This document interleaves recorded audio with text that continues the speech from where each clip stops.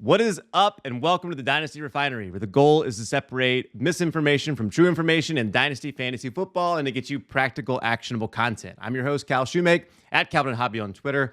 Thank you so much for tuning in. Today's episode is brought to you by DynastyLeagueFootball.com. If you're not already, make sure you hit the subscribe button on this YouTube channel, hit the like button, turn those notifications on so you don't miss any of the amazing content from all the great folks here at DLF. Today is session number 4 of the Dynasty Refinery, and I'm fired up to be joined by Mr. Heath Cummings, and we're going to be discussing the process behind creating projections so we can make better decisions in our drafts, trades, and everything else in our Dynasty leagues. Without further ado, here's my interview with Heath. Okay, so time for some word association. Number 1, zero RB.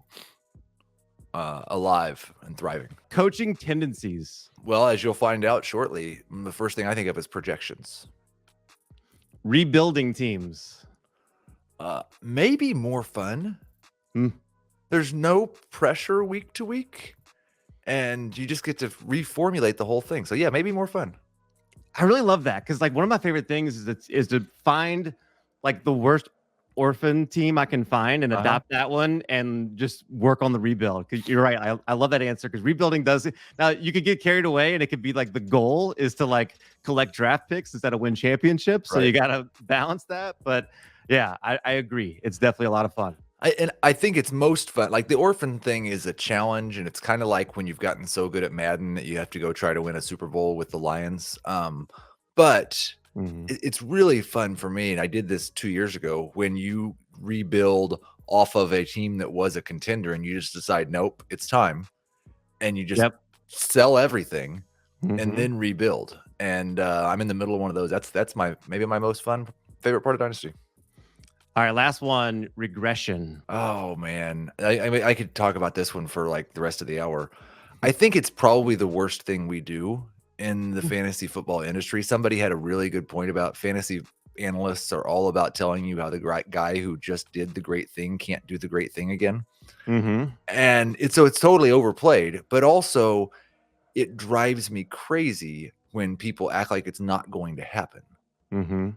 Like, we've seen it with Patrick Mahomes, with Lamar Jackson. We even saw it statistically with Josh Allen this year. We're probably going to see it with Joe Burrow next year.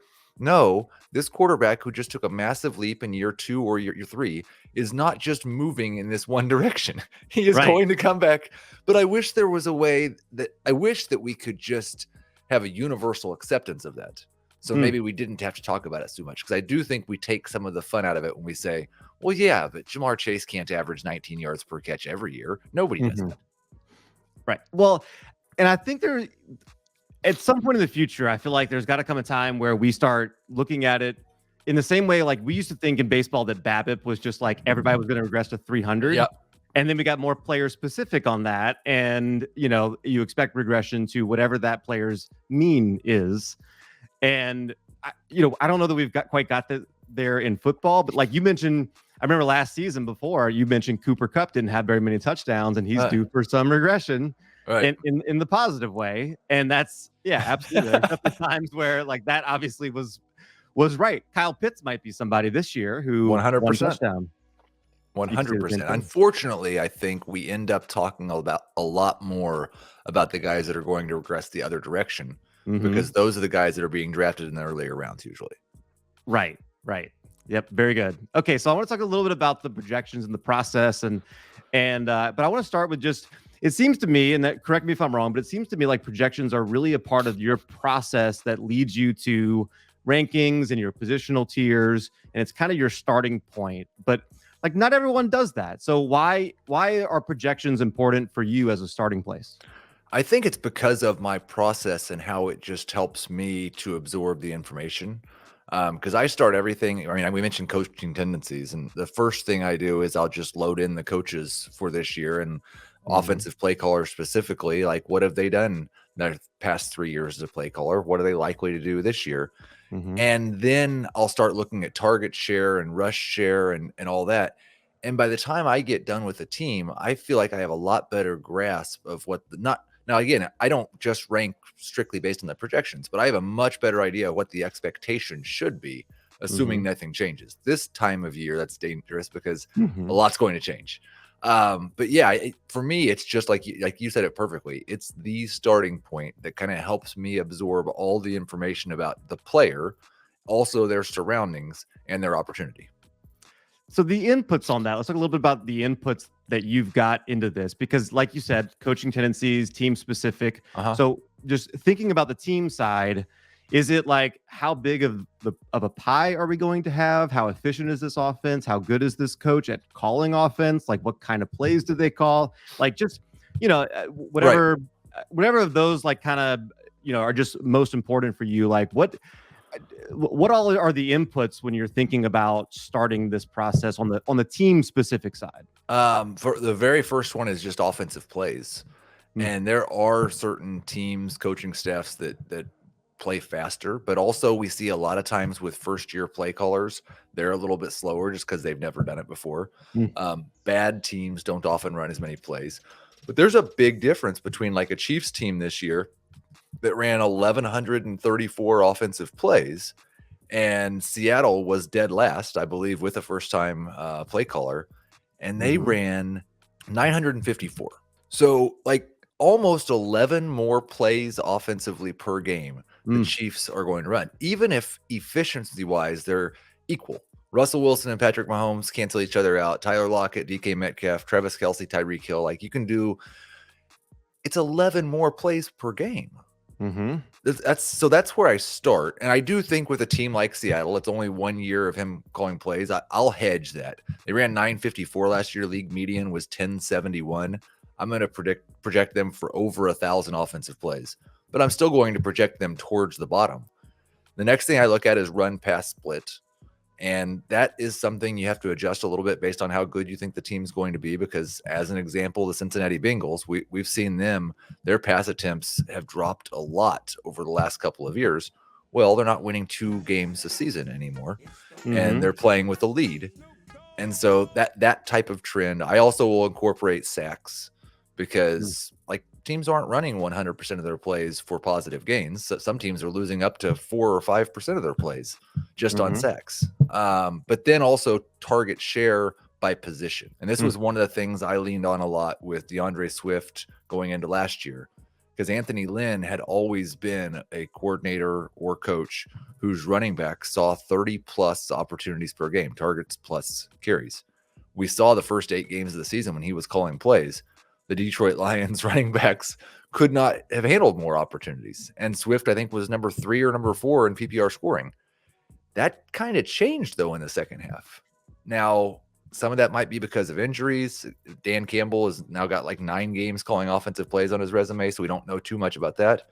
But I won't go in with probably the same excitement about the number of running back touches they're going to have, just because it's not Anthony Lynn, and he's known for that. But Doug Pederson going to Jacksonville, if they go sign a tight end, I would expect that guy is going to get targeted like crazy. Okay, so this season, and I don't have the list of the second-year coordinators, but this season, like you said, maybe looking at, and I know there were a good bit that just started calling plays, but this year, if we're thinking about who could underperform, there are at least 4 new play callers, maybe more, depending on what happens in New England and with the Saints. But Buffalo ran the 6th most plays last year, and they have a new OC who's calling plays for the first time. Now, coming from the same system, so maybe some of that doesn't track quite as well, but is that somebody you're going to project for less plays than you had before? Yes, because they were kind of the opposite. They were right there with the Chiefs and kind of the opposite end of the Seahawks. They ran 72 plays more than league median. I think they ran 2nd or 3rd most plays in the NFL.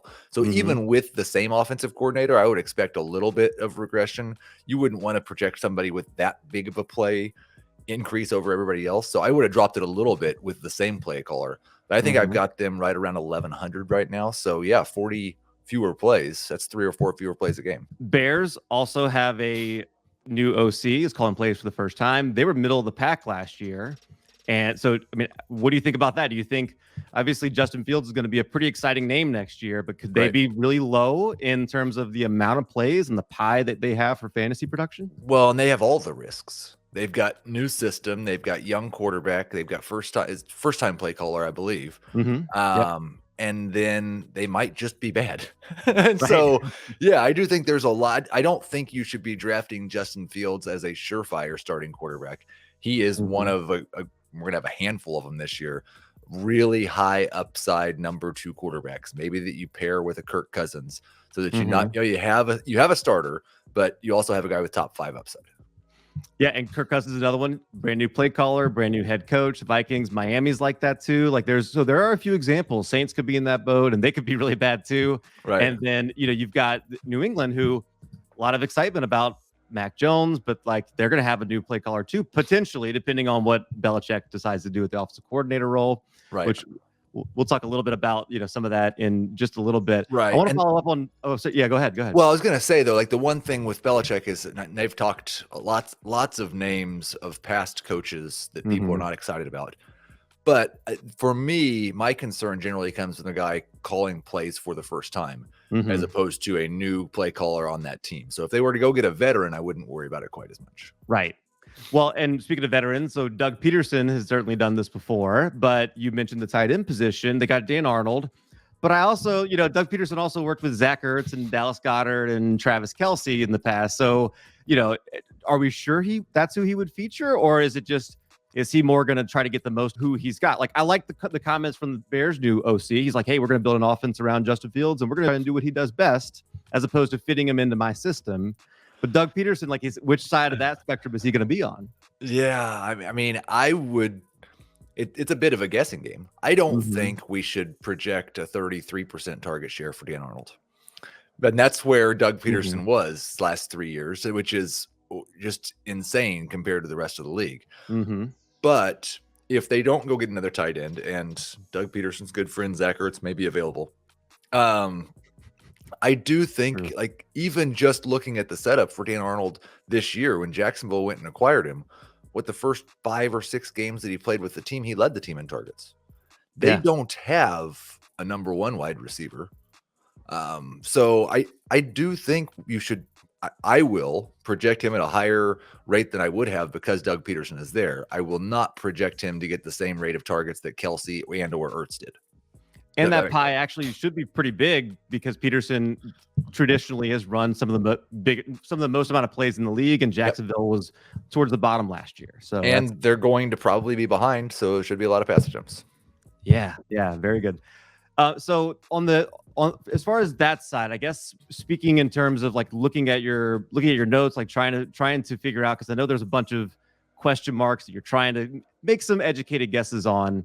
Do you tend to lean towards some of these comments that they'll make in press conferences in terms of like, here's what we're going to try and do? Or do you just historically look at what they've done and let that be your baseline and not necessarily move off of that?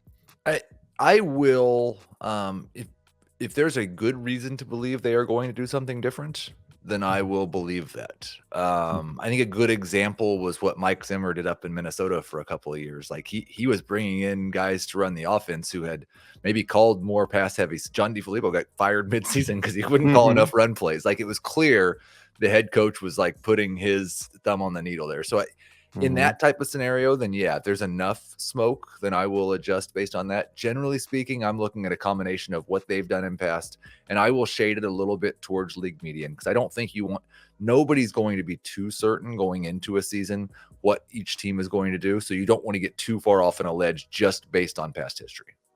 Yeah, that was one of the interesting things when I talked to Adam is like most coaches just kind of like they're very close to the middle. Like you have very few that are like just way out there and doing their own thing. Matt Nagy was kind of that, and then we see what happened with him. But most of the time, it's like clumped in the middle. So I love that part of it where you're projecting what's going to happen, but you're like, this also could be a little bit different. Like Ravens pass attempts last year, there was a lot of interesting noise that they could be going in the direction of passing more.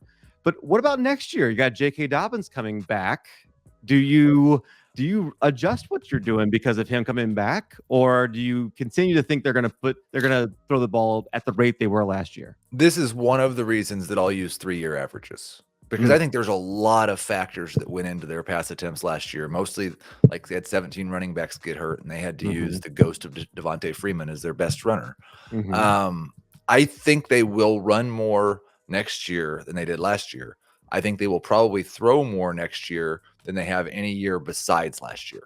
So it's a little bit of a hedge from where they've been, but I showed them at 611 pass attempts last year. And I know it was one more game. The year before they threw 406. So there's a lot of room to meet in the middle there. I think right now I have just very early, I have Jackson about 530 pass attempts. Love it. Are there things that you learn? Like, I've heard people say that doing the projections keeps you honest in terms of how you rank people and things like that. Is that something you've seen in your experience too? Yeah. One of the things that it's happened with is this whole Chase versus Jefferson debate, because I've been pretty solidly on Chase over Jefferson. He was better than Jefferson when they played together in college, and he was better as a rookie than Jefferson was as a rookie. And so but when I go to look at 2022 projections, and and they got a new offensive coordinator, new head coach as an offensive coordinator, but they're in Minnesota, I think they're probably going to throw more passes than the Bengals. And I think Jefferson's almost certainly going to get a larger share of the targets in Minnesota than Chase does in Cincinnati. And so I ended up with a projection that had Jefferson quite a ways ahead of Chase this year. And then you have to start looking at like, okay, and I think this is something I think maybe Adam's talked about, but it's definitely something we do where we're saying, okay, yeah, I want this guy this year, but for long term, I want the other guy. And a lot of times dynasty rankings should be closer to redraft rankings than they actually are. Okay, talk about that, because I completely agree with you, because now, yes, we need to think about the future. And I think, we, as players get a little bit older, we have to think about that and consider that as well. But I think you're right, because like, look at Deebo Samuel, his value went through the roof with what he did this season, right? So like having one great breakout year like that can dramatically improve what your value is in Dynasty. And then like, if you think there's no way he repeats that and you want to flip it, then fine. But like, I 100% agree with thinking about redraft more in Dynasty, not all the way, but talk about the difference between that. Well, I think that, like, and I say this when I put my rankings out a lot of times, I should almost put out two sets of rankings and two trade charts, because it's two different universes. It's contenders and it's rebuilders. And unfortunately, there's always a few teams in the middle. Note, try to never, ever, ever be in the middle. But if you're contending, this year matters a lot more to you than any other year in the future. And you should treat it like that. Winning the championship is pretty much the only goal. I know a lot of people talk about Dynasty as if, and I'm not subtweeting anybody with this statement. A lot of people do, as if like accumulating value is the win.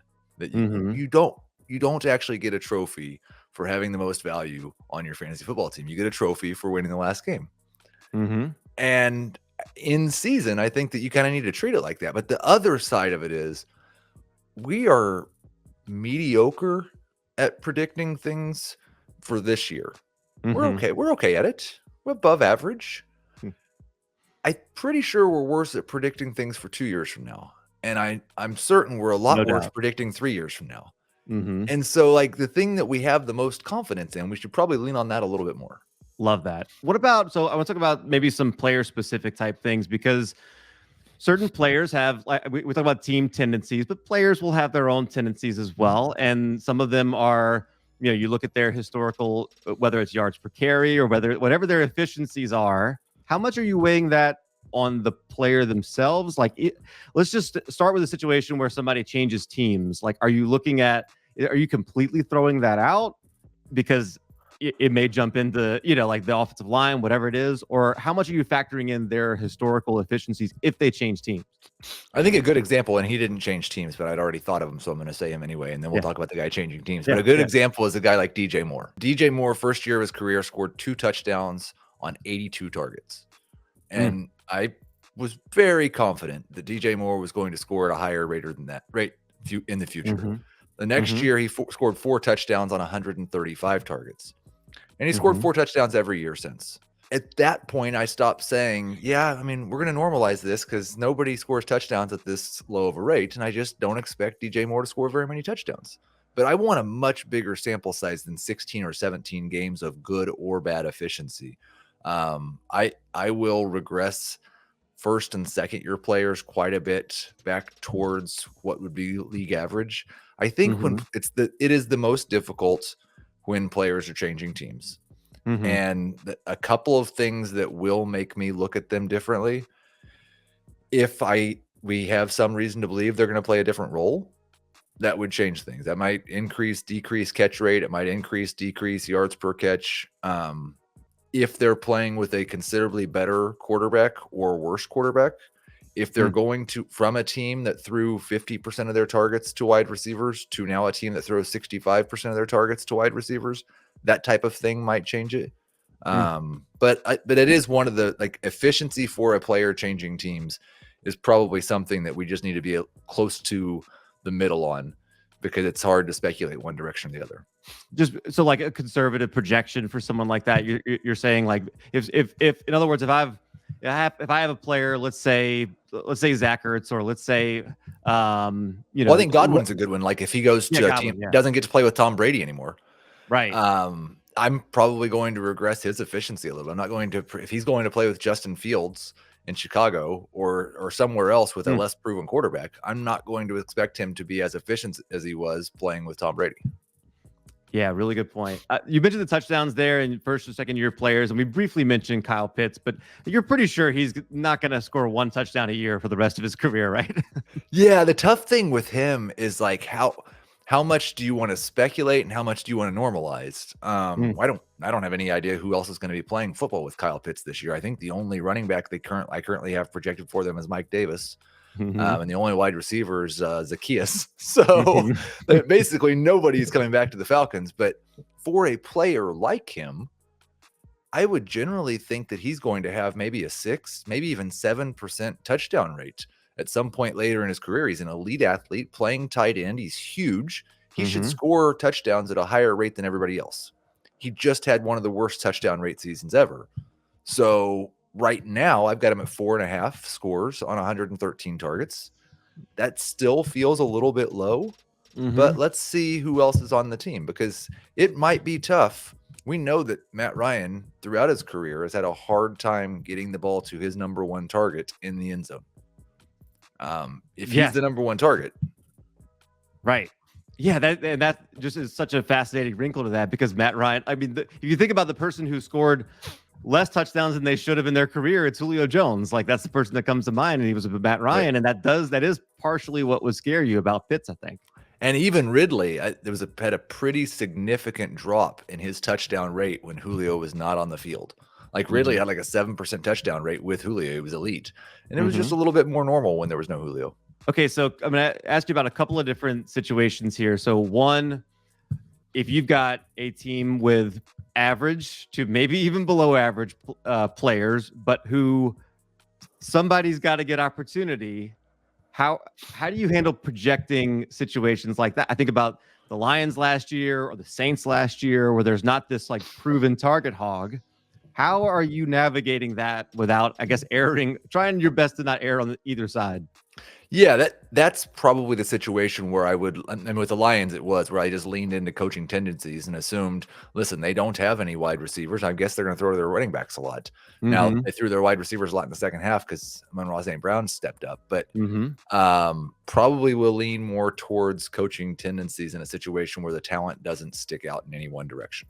What about in a situation where you have, like, really talented players, but that are in crowded situations? So, more players that seem to deserve targets than, like Tampa Bay last year, a lot of mouths to feed. You can't project who's going to get hurt. And so that's one of those situations where I just try to not let the rankings be handcuffed too much by the projections. Because yes, if Mike Evans and Chris Godwin and Antonio Brown and Rob Gronkowski and Leonard Fournette, and if they all play 17 games, then I really don't think any of them probably would have been top 15 wide receivers or top 5 tight end. But a couple guys are going to miss a couple games. Somebody's going to walk off the field shirtless at halftime, and all of a sudden there's plenty of room. Let's hope that keeps happening. That's I saw, I think it was yesterday, that Lamar Jackson posted a picture with AB. So we'll see if maybe he's going to be a Raven this year. Very interesting. Yeah, because sticking with the Tampa Bay situation, like that's an offense that, based on who they were last year, you still got Bruce Arians, you've still got Byron Leftwich right now, Yeah, I mean, like, are you whoever the quarterback's going to be? You could not have Chris Godwin. You could not have Rob Gronkowski. You could not have Antonio Brown. I mean, is this where like Tyler Johnson, Jalen Darden, like, let's say they don't bring in a big name free agent, like, how are you handling projections for players like that? Yeah, and that's why at this time of year, I'm just kind of hedging in between. They're probably going to add someone. There will be major adjustments made after free agency and then again after the draft. If we somehow get through the draft and Tyler Johnson, Jalen Darden, or Scott Miller, those are the three options behind Mike Evans, and let's say they went and got Jameis or Jimmy G, like somebody who's at least an adequate starting quarterback, then I'm probably just going to have a huge target share for Mike Evans. I'm going to hedge a little bit on the wide receivers, but I like Tyler Johnson the most of that group. So he'll likely be a sleeper. Let's talk about those missing pieces that you mentioned a couple of times here. Because yes, whatever you have your projections now, you're going to have to redo them as we get into free agency, we get into the draft. What are some of the things as dynasty players? Because we want to react, but we don't want to overreact and we don't want to underreact. What should we be paying attention to the most? This is a sore subject because you only remember the things that you adjusted the wrong direction. Right. Like the Jamar Chase drops thing, which was so ridiculous until he said the thing about the ball being different, and it sounded like he was in his own head, and I was like, oh, I'm going to back off a little bit. But no, I think as a rule, I think we overreact more than we underreact. I do try to listen for like playing time type stuff and where guys are, but even that, there was no indication we were going to get Elijah Mitchell like we did early in the season. That just came from out of nowhere. True. I do believe that negative reports are a little bit more truthful than positive reports, just because there's so many more positive reports and everybody's trying to be optimistic. If they're trying to send a message with the negative, then that'll perk my ears up just a little bit. I've kind of come to trust with the young players what some of the veterans on their team, or when they have joint practices. I think was it DeAndre Hopkins, the first year Michael Thomas came into training camp, said, man, I saw that guy, he looked like me. So like, especially with the young guys, we don't really, because if they're catching their eye, then that probably tells you something. But I think we have to be really careful not to react too much, which stinks because inevitably there are 3 or 4 things from the preseason that are very helpful. It's just, how do you pick them out of the thousands that are not? Over the course of free agency, like, how much do you look at like, oh, this coach has a history with that player and he's bringing him in, or, just little things like that? What do you think about through free agency, players changing teams? Well, and I think it's not just free agency, but even the draft we saw, and I hope we see it with Fields, but we saw, I mean, the Dolphins went and got Tua, his guy. The Eagles went and got Jalen, his guy. The Bengals went and got Burrow, his guy. Whatever Jacksonville was doing was taking the quarterback and the running back in the first round, but like pairing up those teammates. And I'll lean into that a little bit. Like one of the things I said this offseason was, yes, Parker was on the team last year, but I think Jalen Waddle played more football with Tua than Devontae Parker had. So I like coming in with that type of chemistry. I think if a coach brings in a guy who was on his team before, that's a pretty good indication of how that coach feels about the guy. Like if they go, like I said, if they go get Zach Ertz, unfortunately, I think Zach Ertz is probably going to see a bunch of targets. Unfortunately, because I love Dan Arnold. Right. I want him to get all the targets. I do too. Yeah. So I think you mentioned the NFL draft, and I know it fits into that really well, but I think, what about, like, for instance, the Ravens? Like, I just kind of keep coming back to that because they kept saying, I want to pass the ball more, I want to do this, but then they went in, like, showed their hand by going out and actually drafting a wide receiver there in the first round. I mean, do you start to look at that and say, like, okay, well, their words are starting to match some of their actions? Is 100%. You put more confidence in that? Absolutely, because then you've got, like I said, it's the degree of smoke as well, and the sources. Like it's coming from multiple places now, including their actions. Then yeah, I think that's definitely something you need to factor in. The way that teams are spending their money and the way that they're spending their draft picks often tells us what they want to do. Now, sometimes they can't, but it's what they want to do. Okay, a couple hypotheticals over the course of the offseason. You tell me, just like, as a dynasty player, how would you be reacting to this news? Okay, so at some point like I saw a report today, over the next couple of months, we could have a resolution to the Deshaun Watson saga in Houston. And, obviously not getting into details of that, but let's just say for the purpose of this, he's going to serve a 6-game suspension and immediately gets just traded to the Carolina Panthers. So the 6-game suspension does complicate it a little bit, but it's a boost for Deshaun Watson from where I have him right now, because I have concerns about when we're going to see Deshaun Watson again and what the resolution is going to be. So it would be a boost for Watson. He'd probably be a low-end number 1 quarterback for me at that point with significant immediate upside. It'd be a boost for DJ Moore. Projections-wise, it would be a boost for the Panthers offense because I'd have them scoring more touchdowns. The amount of passing touchdowns that the Panthers have over the past 3 seasons is hilarious. So it'd be a big boost for their passing games in terms of both scoring and efficiency. How about Tampa Bay decides they are going to bring in a quarterback named Mitchell Trubisky to come run their offense? And let's say is Mike Evans still their only good wide receiver? Let's say Chris Godwin stays. He wants to stay close to home because he's rehabbing his knee, and he wants to stay there. Okay, so Trubisky, Godwin, and Evans. I'm probably going to project Mitchell Trubisky for the best season of his career. He's probably going to be a high-end number 2 quarterback that I would be putting in that same range as like the Field, Lance, Lawrence. Maybe they won't suck anymore group. And it would be a downgrade for sure for both Evans and Godwin, but they'd be number 2 wide receivers. How about in terms of the quarterbacks that these rookie quarterbacks that are coming in? So like a guy like Matt Corral, I don't know how much time you spent looking at Matt Corral or Malik Willis, but let's say Mike Tomlin, who seemed to have eyes for Malik Willis. What are you doing with the rest of the position players if they bring in a quarterback like that? They got Mason Rudolph and Malik Willis now, Deontay Johnson, Chase Claypool. Like, how are you handling the rest of that offense? Malik Willis is probably the only rookie quarterback from this. Now I'm really early, so I reserve the right to change my mind, but probably the only rookie quarterback that's going to end up in my top 18 after the NFL draft, just because I don't think there's anybody that's going to be that special as a passer, but what he does with his legs is a game changer.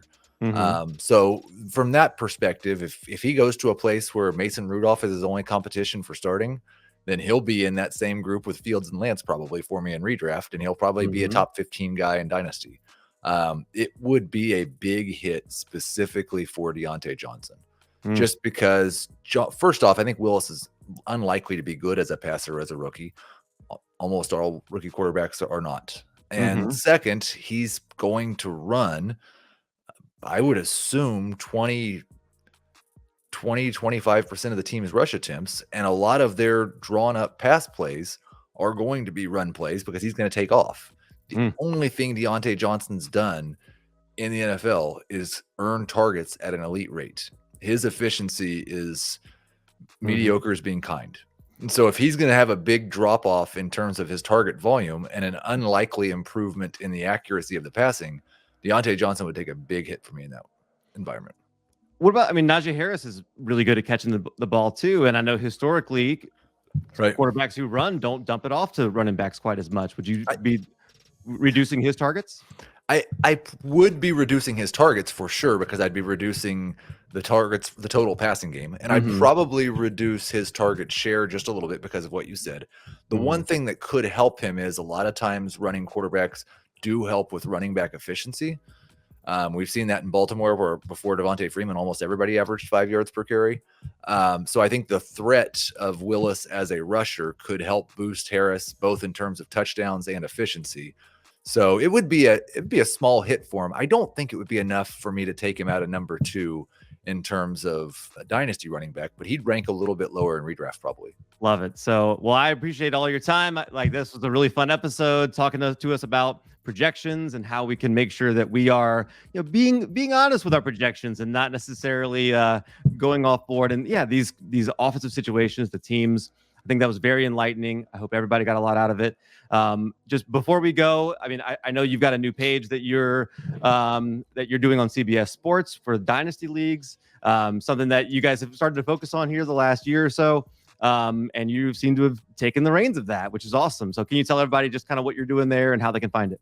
Yeah, just go to cbssports.com, go to the fantasy football page. In the top right, there is the Dynasty landing page, and you'll find my rankings, my tiers, my trade chart, my mock drafts. We've got mailbags very, very soon. We'll have prospect profiles from Dave Richard and Dan Schneier and everybody else. So yeah, we'll have more Dynasty content this year than we've ever had before. And that was true last year and the year before as well. Love it. Thank you so much for tuning in. For everybody, make sure you go ahead and hit the subscribe button, hit the like button, hit the notifications. You don't want to miss anything that the great content providers here at DLF are bringing your way. Thank you to Heath for joining us and talking us through those things, and we'll see you guys on the next show.